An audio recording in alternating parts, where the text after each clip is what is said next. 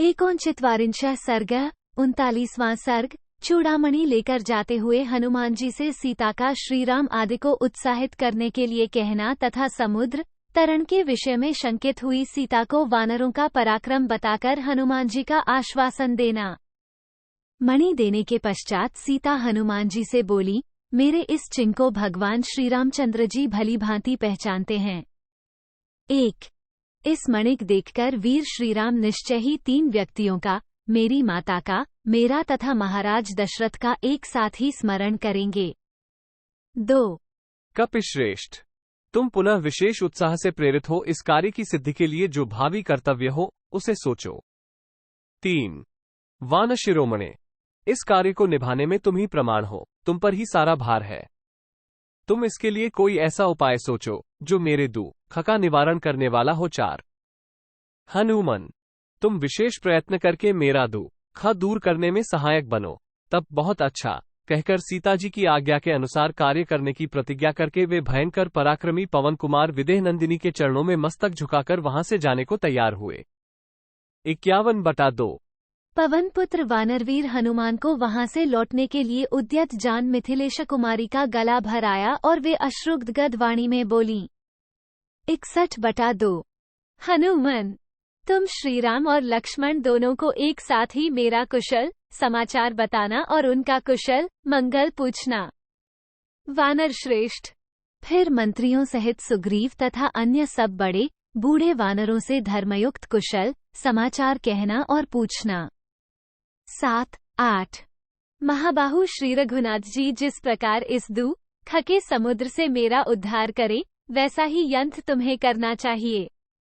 हनुमान, यशस्वी रघुनाथ जी जिस प्रकार मेरे जीते जी यहाँ आकर मुझसे मिले, मुझे संभाले, वैसी ही बातें तुम उनसे कहो और ऐसा करके वाणी के द्वारा धर्माचरण का फल प्राप्त करो।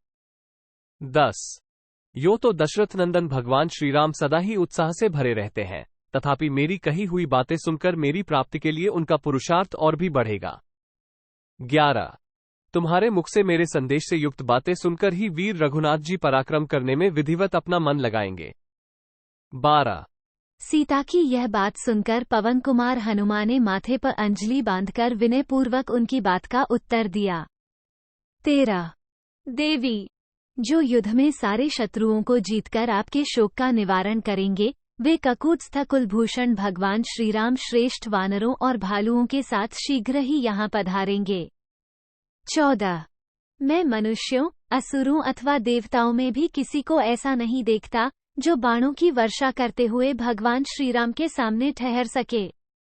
15 भगवान श्रीराम विशेषत आपके लिए तो युद्ध में सूर्य, इंद्र और सूर्यपुत्र यम का भी सामना कर सकते हैं। 16 वे समुद्र पर्यंत सारी पृथ्वी को भी जीत लेने योग्य हैं।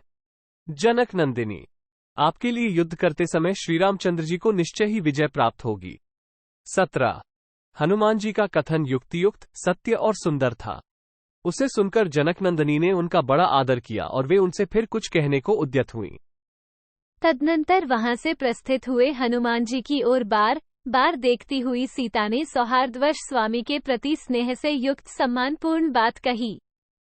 19 शत्रु का दमन करने वाले वीर, यदि तुम ठीक समझो तो यहाँ एक दिन किसी गुप्त स्थान में निवास करो। इस तरह एक दिन विश्राम करके कल चले जाना। 20 वानरवीर, तुम्हारे निकट रहने से मुझ मंदभागिनी के महान शोक का थोड़ी देर के लिए निवारण हो जाएगा। 21 कपिश्रेष्ठ, विश्राम के पश्चात यहाँ से यात्रा करने के अनंतर यदि फिर तुम लोगों के आने में संदेह या विलंब हुआ तो मेरे प्राणों पर भी संकट आ जाएगा, इसमें संशय नहीं है। 22 वानरवीर, मैं दुख पर दुख उठा रही हूँ। तुम्हारे चले जाने पर तुम्हें ना देख पाने का शोक मुझे पुनः दग्ध करता हुआ सा संताप देता रहेगा। 23 वीर वानरेश्वर, तुम्हारे साथी रीछों और वानरों के विषय में मेरे सामने अब भी यह महान संदेह तो विद्यमान ही है कि वे रीछ और वानरों की सेनाएं तथा वे दोनों राजकुमार श्रीराम और लक्ष्मण इस दुष्पार महासागर को कैसे पार करेंगे। 24-25 इस संसार में समुद्र को लांघने की शक्ति तो केवल 3 प्राणियों में ही देखी गई है, तुम में, गरुड़ में अथवा वायुदेवता में। 26 वीर, इस प्रकार इस समुद्र लंघन रूपी कार्य को निभाना अत्यंत कठिन हो गया है। ऐसी दशा में तुम्हें कार्य सिद्धि का कौन सा उपाय दिखाई देता है?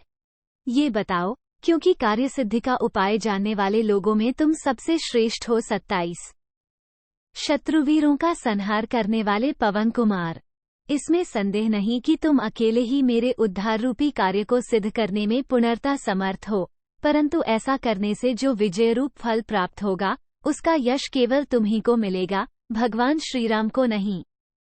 28 यदि रघुनाथ जी सारी सेना के साथ रावण को युद्ध में पराजित करके विजयी हो मुझे साथ ले अपनी पुरी को पधारे तो वो उनके अनुरूप कार्य होगा। 29 शत्रसेना का संहार करने वाले श्रीराम यदि अपनी सेनाओं द्वारा लंकों को पद्दलित करके मुझे अपने साथ ले चले तो वही उनके योग्य होगा। 30 अतः तुम ऐसा उपाय करो जिससे समरशूर महात्मा श्रीराम का उनके अनुरूप पराक्रम प्रकट हो। 31 देवी सीता की उपर्युक्त बात अर्थयुक्त, स्नेहयुक्त तथा युक्तियुक्त थी। उनकी उस अवशिष्ट बात को सुनकर हनुमान जी ने इस प्रकार उत्तर दिया। 32 देवी, वानर और भालुओं की सेना के स्वामी कपिश्रेष्ठ सुग्रीव सत्यवादी हैं। वे आपके उद्धार के लिए दृढ़ निश्चय कर चुके हैं। 33 विदेह नंदिनी, उनमें राक्षसों का संहार करने की शक्ति है। वे सहस्रों कोटि वानरों की सेना साथ लेकर शीघ्र ही लंका पर चढ़ाई करेंगे।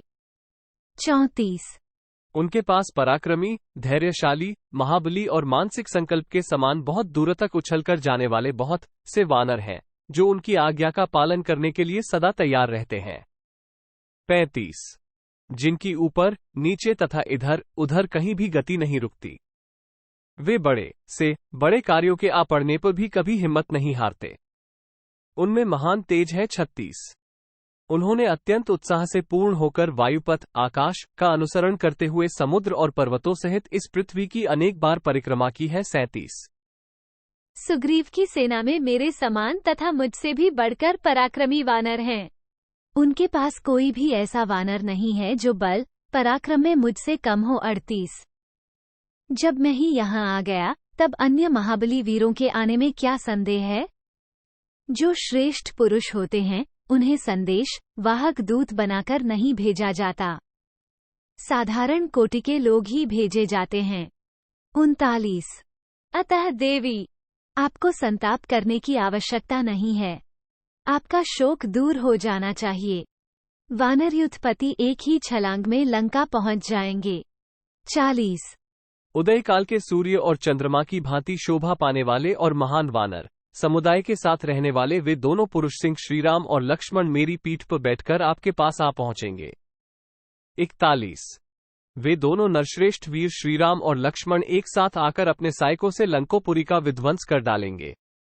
42 वरारोहे, रघुकुल को आनंदित करने वाले श्री रघुनाथ जी रावण को उसके सैनिकों सहित मारकर आपको साथ ले अपनी पुरी को लौटेंगे। 43 इसलिए आप धैर्य धारण करें, आपका कल्याण हो। आप समय की प्रतीक्षा करें। प्रज्वलित अग्नि के समान तेजस्वी श्री रघुनाथ जी आपको शीघ्र ही दर्शन देंगे। 44 पुत्र, मंत्री और बंधु बांधवों सहित राक्षसराज रावण के मारे जाने पर आप श्री रामचंद्र जी से उसी प्रकार मिलेंगी जैसे रोहिणी चंद्रमा से मिलती है। 45 देवी, मिथिलेश कुमारी, आप शीघ्र ही अपने शोक का अंत हुआ देखेंगी। आपको ये भी दृष्टिगोचर गोचर होगा कि श्री रामचंद्र जी ने रावण को बलपूर्वक मार डाला है। 46 विदेहनंदिनी सीता को इस प्रकार आश्वासन दे पवन कुमार हनुमान जी ने वहां से लौटने का निश्चय करके उनसे फिर कहा। 47 देवी, आप शीघ्र ही देखेंगी कि शुद्ध हृदय वाले शत्रुनाशक श्री रघुनाथ जी तथा लक्ष्मण हाथ में धनुष लिए लंका के द्वार पर आ पहुंचे हैं। 48 नख और दाढ़ ही जिनके अस्त्र शस्त्र हैं तथा जो सिंह और व्याघ्र के समान पराक्रमी एवं गजराजों के समान विशालकाय हैं, ऐसे वानरों को भी आप शीघ्र ही एकत्र हुआ देखेंगी। 49 आर्य, पर्वत और मेघ के समान विशालकाय मुख्य वानरों के बहुत से झुंड लंकावर्ती मलय पव के शिखरों पर गरजते दिखाई देंगे। 50 श्री रामचंद्र जी के मर्मस्थल में कामदेव के भयंकर बाणों से चोट पहुंची है, इसलिए वे सिंह से पीड़ित हुए गजराज की भांति चैन नहीं पाते हैं। 51। देवी, आप शोक के कारण रोदन न करें। आपके मन का भय दूर हो जाए। शोभने, जैसे शची देवराज इंद्र से मिलती हैं, उसी प्रकार आप अपने पतिदेव से मिलेंगी। 52। भला श्री रामचंद्र जी से बढ़कर दूसरा कौन है, तथा लक्ष्मण जी के समान भी कौन हो सकता है? अग्नि और वायु के तुल्य तेजस्वी वे दोनों भाई आपके आश्रय हैं, आपको कोई चिंता नहीं करनी चाहिए। 53। देवी, राक्षसों द्वारा सेवित इस अत्यंत भयंकर देश में आपको अधिक दिनों तक नहीं रहना पड़ेगा। आपके प्रियतम के आने में विलंब नहीं होगा। जब तक मेरी उनसे भेंट न हो, उतने समय तक के विलंब को आप क्षमा करें। इत्यार्षे श्रीमद् रामायणे वाल्मीकि आदिकाव्ये सुंदरकांडे 39 सर्गः 39। इस प्रकार श्री वाल्मीकि निर्मित आर्ष रामायण आदिकाव्य के सुंदरकांड में 39वां सर्ग पूरा हुआ। 39।